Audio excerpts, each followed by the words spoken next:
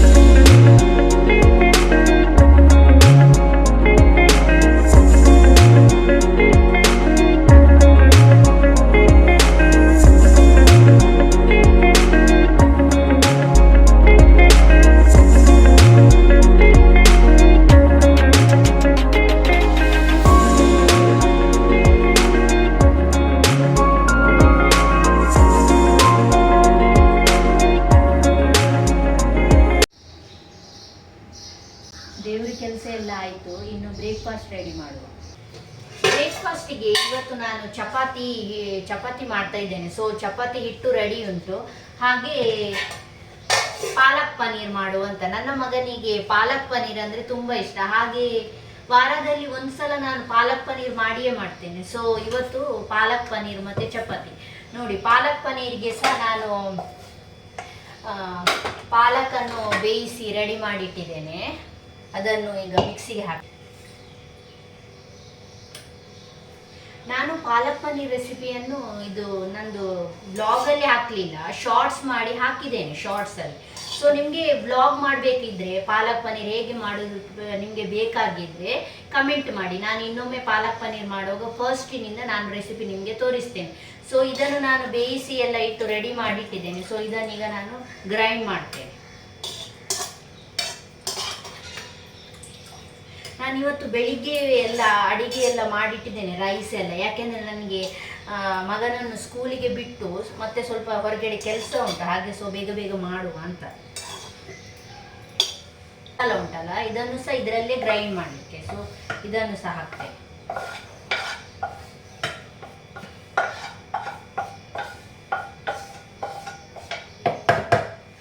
So ಇದನ್ನು ನಾನು paste ಮಾಡಿ ತಗೊಂಡು ಬರ್ತೇನೆ, ಗ್ರೈಂಡ್ ಮಾಡಿ ತಗೊಂಡು ಬಂದಿದ್ದೇನೆ.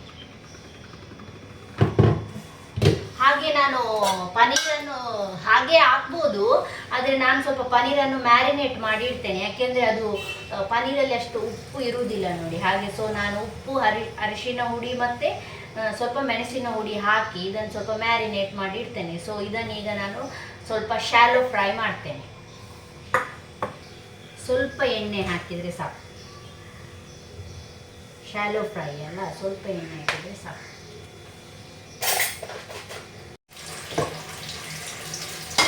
ಪನ್ನೀರ್ ಹಾಕುವ.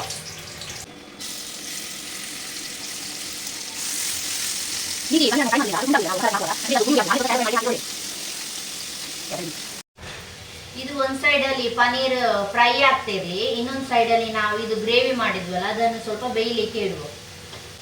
ಆ್ಯಕ್ಚುಲಿ ನಾವು ಯಾವುದು ಅಡಿಗೆ ಮಾಡುವಾಗ ತೆಂಗಿನೆಣ್ಣೆ ಯೂಸ್ ಮಾಡ್ತೇವೆ, ಆದರೆ ಪಾಲಕ್ ಪನ್ನೀರ್ ಇದು ಸ್ವಲ್ಪ ಪಂಜಾಬಿ ಸ್ಟೈಲ್ ರೆಸಿಪಿ ಅಲ್ಲ. ಸೊ ಇದಕ್ಕೆ ನಾನು ರೈಸ್ ಬ್ರ್ಯಾಂಡ್ ಆಯಿಲ್ ಯೂಸ್ ಮಾಡ್ತಾ ಇದ್ದೇನೆ. ಪನ್ನೀರನ್ನು ಜಾಸ್ತಿ ಫ್ರೈ ಮಾಡಬೇಡಿ, ಸ್ವಲ್ಪ ಶಾಲೋ, ಸ್ವಲ್ಪ ಕೆಂಪಾದರೆ ಸಾಕು.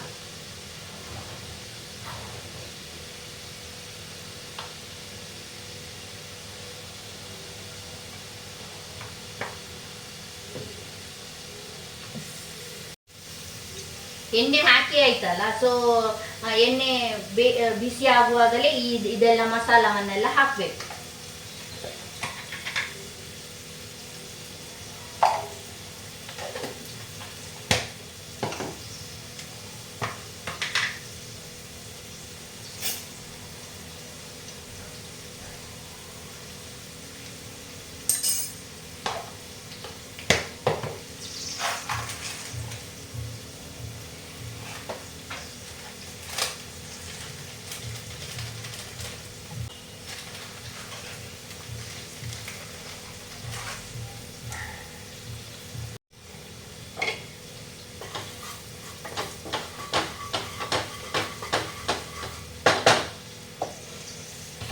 ಈಗ ಗ್ರೇವಿ ಹಾಕ್ತಾ ಇದ್ದೇನೆ.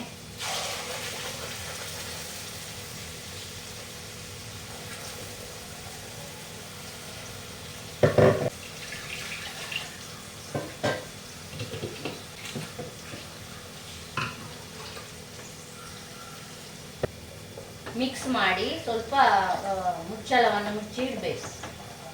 ಉಪ್ಪು ಅಂತ ಈಗ ಹಾಕುದಿಲ್ಲ, ಯಾಕೆಂದರೆ ನಾನು ಪನ್ನೀರಿಗೆ ಉಪ್ಪು ಹಾಕಿದ್ದೇನೆ ಈಗ ಮ್ಯಾರಿನೇಟ್ ಮಾಡಲಿಕ್ಕೆ ಇಡುವಾಗ. ಸೊ ಪನ್ನೀರ ಹಾಕಿದ ಮೇಲೆ ಉಪ್ಪು ನೋಡಿ ಮತ್ತೆ ಉಪ್ಪು ಹಾಕ್ತೇನೆ. ಸೊ ಈಗ ನಾನು ಇದನ್ನು ಮುಚ್ಚಿಡ್ತೇನೆ. ಅಷ್ಟರಲ್ಲಿ ನಾವು ಇದು ಪನ್ನೀರನ್ನು ಒಂದು ಸೈಡ್ ಇದು ಫ್ರೈ ಆಯಿತು, ಇನ್ನೊಂದು ಸೈಡ್ ಫ್ರೈ ಆಗಲಿಕ್ಕೆ ಹಾಕ್ತಿದ್ರು.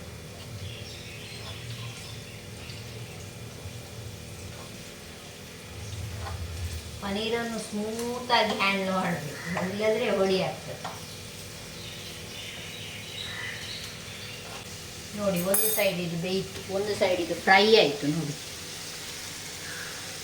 ಸೈಡ್ ಫ್ರೈ ಆಯ್ತಲ್ಲ, ಇದು ಇನ್ನೊಂದು ಸೈಡ್ ಫ್ರೈ ಆದಮೇಲೆ ಬಂದ್ ಮಾಡಿ ಇಡಬೇಕು. ಮತ್ತೆ ಇದು ಗ್ರೇವಿ ಬೆಂದ ಮೇಲೆ ಇದು ಪನ್ನೀರನ್ನು ಹಾಕಿ ಸ್ವಲ್ಪ ಉಪ್ಪು ಟೇಸ್ಟ್ ನೋಡಿ ಮತ್ತೆ ಬಂದ್ ಮಾಡಿ ಇಟ್ಟರೆ ಆಯಿತು. ಹಾಗೆ ಇವತ್ತು ನವರಾತ್ರಿ ಫಸ್ಟ್ ಡೇ ಅಲ್ಲ, ನಮ್ಮ ಬಿಲ್ಡಿಂಗ್ ಇದು ಕೆಳಗೆ ಈಗ 9 ದಿನ ಅಲ್ಲ 10 ದಿನ ಸಹ ದಾಂಡಿಯಾ ಗರ್ಬಾ ಸೊ ಎಲ್ಲ ಆಡ್ತಾರೆ, ಅಂದರೆ ಡ್ಯಾನ್ಸ್ ಎಲ್ಲ ಇರ್ತದೆ. ಸೊ ಹಾಗೆ ನೋಡುವ, ವ್ಲಾಗ್ ಮಾಡಲಿಕ್ಕೆ ಆದರೆ ನಾನು ಮಾಡ್ತೇನೆ ಅಲ್ಲಿ ಸಹ, ನೋಡುವ.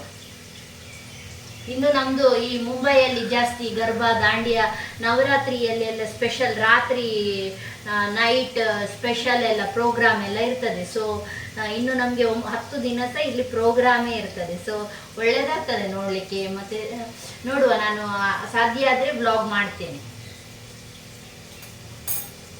ನೋಡಿ, ಒಂದು ಸೈಡಲ್ಲಿ ಪಾಲಕ್ ಪನ್ನೀರಿದು ಗ್ರೇವಿ ರೆಡಿ ಆಗ್ತಾ ಉಂಟು, ಮತ್ತೊಂದು ಸೈಡಲ್ಲಿ ಚಹಾ ಇಟ್ಟಿದ್ದೇನೆ, ಮತ್ತೊಂದು ಈಗ ತವ ಇಟ್ಟಿದ್ದೇನೆ ಚಪಾತಿ ಮಾಡುವ ಅಂತ.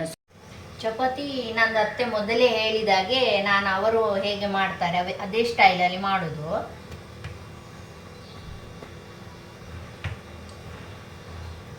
ಸೊ ಮೊದಲು ಸ್ವಲ್ಪ ಲಟ್ಟಿಸಿದ್ರೆ ಸಾಕು.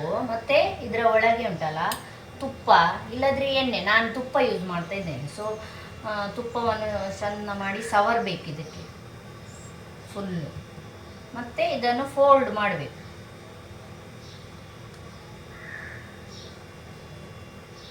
ಫೋಲ್ಡ್ ಮಾಡಿ ಮತ್ತೆ ಇದನ್ನು ಲಟ್ಟಿಸಿದ್ರೆ ಆಯ್ತು.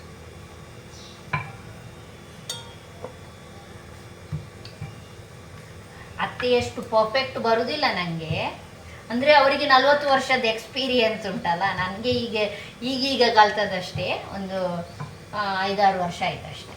ಅಂದರೆ ಚಪಾತಿ ನಾನು ಜಾಸ್ತಿ ಮಾಡೋದಿಲ್ಲ, ಕಮ್ಮಿ. ಬ್ರೇಕ್ಫಾಸ್ಟಿಗೆ ಯಾವಾಗಲಾದರೂ ಒಮ್ಮೊಮ್ಮೆ ಮಾಡೋದು.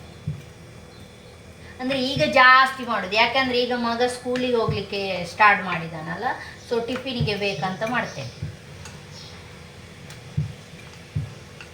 ಹೀಗೆ ಮೆಲ್ಲ ಎಲ್ಲಿ ರೌಂಡ್ ಇಲ್ಲ ಅಲ್ಲಿ ಲಟ್ಟಿಸಿದರೆ ಆಯಿತು. ನೋಡಿ, ಹೀಗೆ ಮಾಡೋದ್ರಿಂದ ಚಪಾತಿ ತುಂಬ ಸಾಫ್ಟ್ ಬರ್ತದೆ.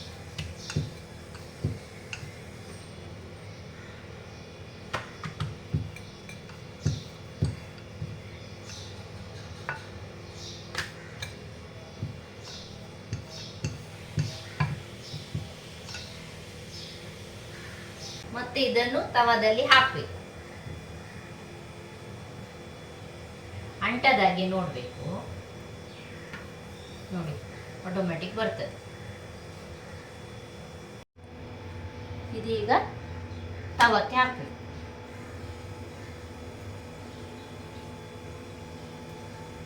ಇದನ್ನು ಗಡಿ ಉಲ್ಟಾ ಪುಲ್ಟಾ ಮಾಡಬಾರ್ದು. ಈಗ ನೋಡಿ, ಇಲ್ಲಿ ಸ್ವಲ್ಪ ಇದು ಒಂದು ಸೈಡ್ ನೋಡಿ ಗುಳ್ಳೆ ಬರ್ತಾ ಉಂಟು. ನೋಡಿ ಈಗ ನೋಡಿ, ಇದೀಗ ಗುಳ್ಳೆ ಬರ್ತಾ ಉಂಟಲ್ಲ, ಆಗ ಒಂದು ಸೈಡ್ ತಿರುಗಿಸಿ ಹೀಗೆ ಹಾಕಿ. ನೋಡಿ ಎಷ್ಟು ಒಳ್ಳೆ ಗುಳ್ಳೆ ಬರ್ತಾ ಉಂಟು. ನೋಡಿ ಈ ಥರ ಬರಬೇಕು ಚಪಾತಿ. ಮತ್ತೆ ಈ ಥರ ಒಳ್ಳೆ ಬಟ್ಟೆ ಇದ್ರೆ ಉಂಟಲ್ಲ, ಅದರಲ್ಲಿ ಸಾಫ್ಟ್ ಆಗಿ ಸ್ಮೂತ್ಲಿ ಹೀಗೆ ಸ್ವಲ್ಪ ಒತ್ತಬೇಕು. ನೋಡಿ ಹೇಗೆ ಉಪ್ತಾ ಉಂಟು ನೋಡಿ. ಮತ್ತೆ ಈ ಒಂದು ಸೈಡ್ ಆದಮೇಲೆ ಈ ಸೈಡ್ ಆಯ್ತು. 2 ಸಲ ತಿರುಗಿಸ್ಲಿಕ್ಕೆ, ತುಂಬ ಸಲ ತಿರುಗಿಸಿದ್ರೆ ಉಂಟಲ್ಲ ಚಪಾತಿ ಹಾಡಾಗ್ತದೆ. ನೋಡಿ ಇದೀಗ ಆಯ್ತು, ರೆಡಿ ಆಯ್ತು. ನೋಡಿ ಎಷ್ಟು ಸಾಫ್ಟ್ ಆಗಿ ಬಂದಿದೆ. ನೋಡಿ ಎಷ್ಟು ಸಾಫ್ಟ್, ನೋಡಿ ಎಷ್ಟು ಸಾಫ್ಟ್ ಉಂಟು ನೋಡಿ. ಸೊ ನಂದು ಬ್ರೇಕ್ಫಾಸ್ಟ್ ರೆಡಿ ಆಯಿತು. ಚಪಾತಿ, ಪಾಲಕ್ ಪನ್ನೀರ್ ಮತ್ತೆ ಚಾ. ಇದು ನನ್ನ ಇವತ್ತಿನ ಬೆಳಿಗ್ಗಿನ ರುಟೀನ್. ಸೊ ಈ ವಿಡಿಯೋ ನಿಮಗೆ ಇಷ್ಟ ಆದರೆ please like, share and subscribe ಮಾಡಿ. Thank you.